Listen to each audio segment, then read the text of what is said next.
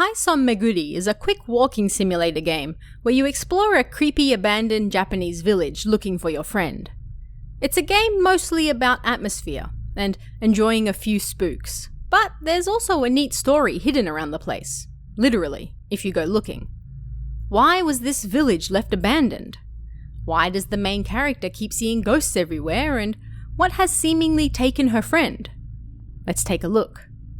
You play as Kaori, a young woman who can see spirits just a little. The game opens by telling us that Kaori's old friend from school, Yui, suddenly contacted her and left a message. "Next Saturday, let's go take some ghost photos." Back in school, they used to talk about scary stories and the like a lot, but considering that Kaori can see things, she doesn't think this is such a fantastic idea. Yui, however, is very insistent, and in the end, Kaori relents and agrees to drive. On the way there, the two discuss a little more about this village they're on their way to. Apparently, a young girl was once sacrificed there in order to appease the river and pray that it wouldn't flood.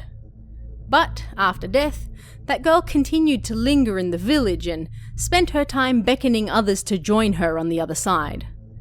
The ritual where the girl was sacrificed was held near a pond, and near that pond, you can find a small shrine dedicated to her. However, even after that, more and more people in the village started to take their own lives, although many blamed it on the spirit of the girl forcing them to commit these acts.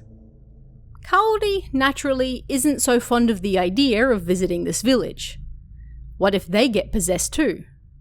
But Yui insists she just wants to take some photos, that's it. Kaori reminds her of what they spoke about on the phone. They mustn't go anywhere where Kaori doesn't feel comfortable. But either way, Kaori isn't sure Yui will be able to take any good photos anyway. They'll likely just end up blurry. Yui takes exception to this. Her uncle was a fantastic photographer who even won prizes for his work. And she takes after him, so her photos will naturally be fantastic as well. Apparently, Yui won't shut up about her uncle and how fantastic he is, but she says that he was kind and friendly to her as a kid. That's all.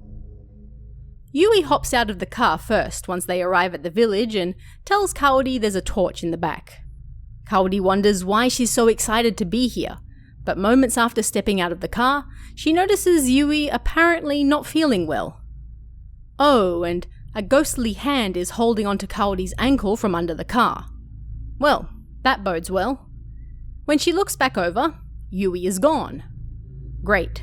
Now she has to find her. But first, there's a note on a nearby bench that gives us a few more clues about this village and why it's in the state it's now in. They call it the Suicide Village, and naturally, the reason for that was because, in recent years, numerous people living in the village took their own lives. According to the rumours, this all began around 1800, when a ritual was held with a human sacrifice. The villagers, often suffering from floods because of the nearby river, as well as accompanying landslides, decided to sacrifice a girl in an attempt to avoid further catastrophe.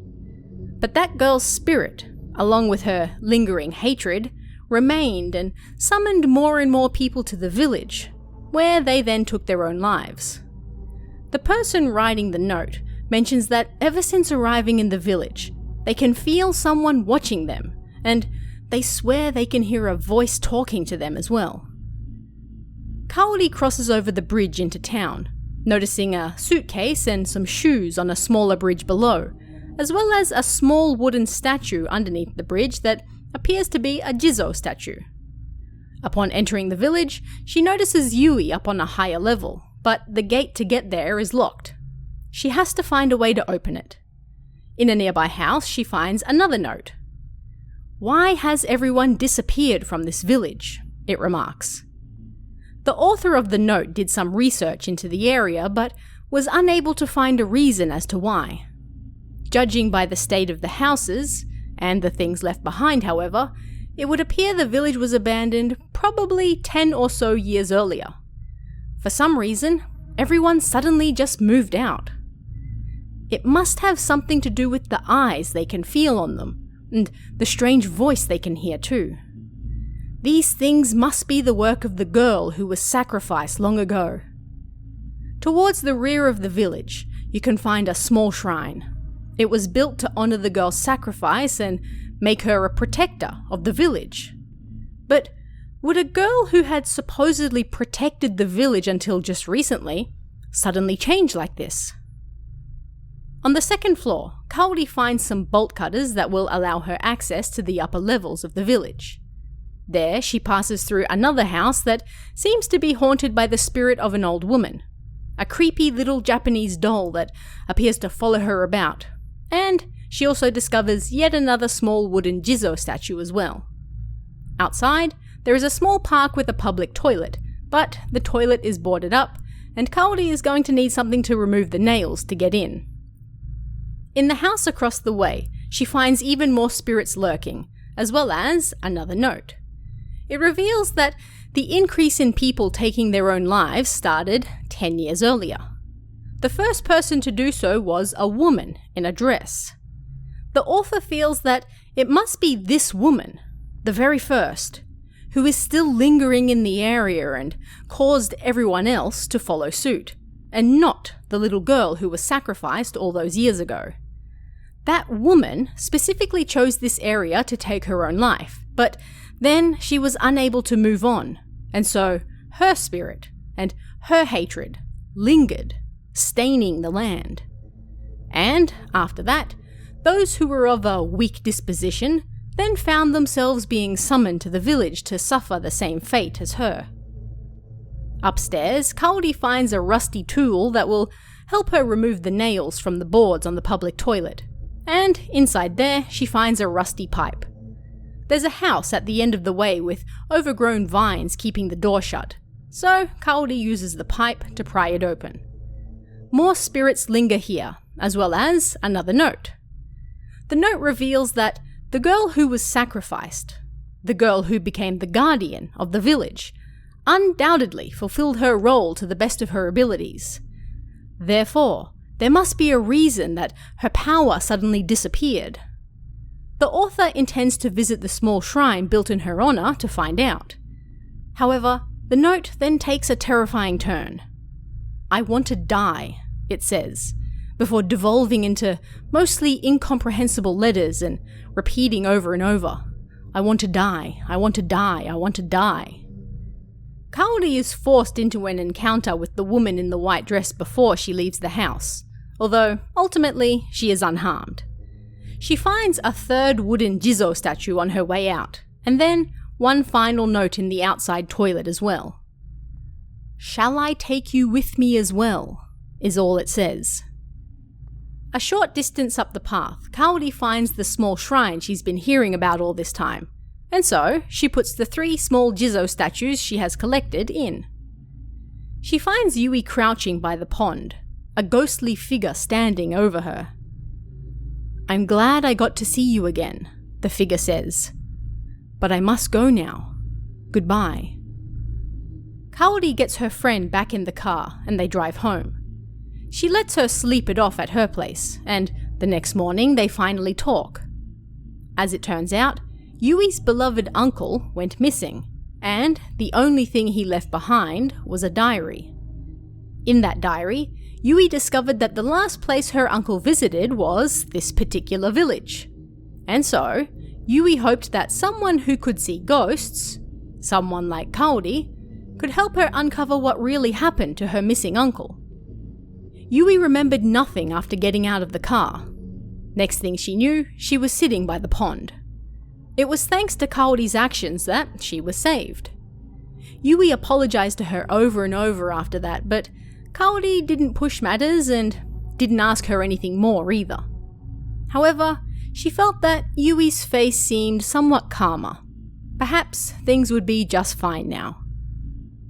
So, as it turns out, the notes Kaori was picking up throughout the village were written by Yui's lost uncle, who was himself investigating why the village was so suddenly abandoned.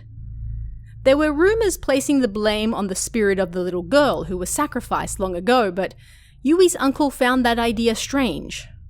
why would she suddenly turn against the village she had protected for so long? Seemed he was on the right track too, because in the end, it wasn't the little girl's fault at all. She protected the village dutifully until, very suddenly, her power disappeared. And why did it disappear? Well, the game never outright states, but we can infer that the woman in the white dress who visited the village to take her own life was also the one who removed the Jizo statues from the shrine. Once the statues were gone, the little girl's spirit lost its power, and she was no longer able to protect them. Then, once the woman in the white dress, who, for whatever reason, chose this spot in particular to end matters, was unable to move on, she took to haunting the place and inviting others like her to visit the village to join her. With no guardian left to protect them, more and more people died. And so, very suddenly, the few remaining people decided to up and leave. The village was abandoned, and during his investigations, Yui's uncle fell victim to the woman in white as well.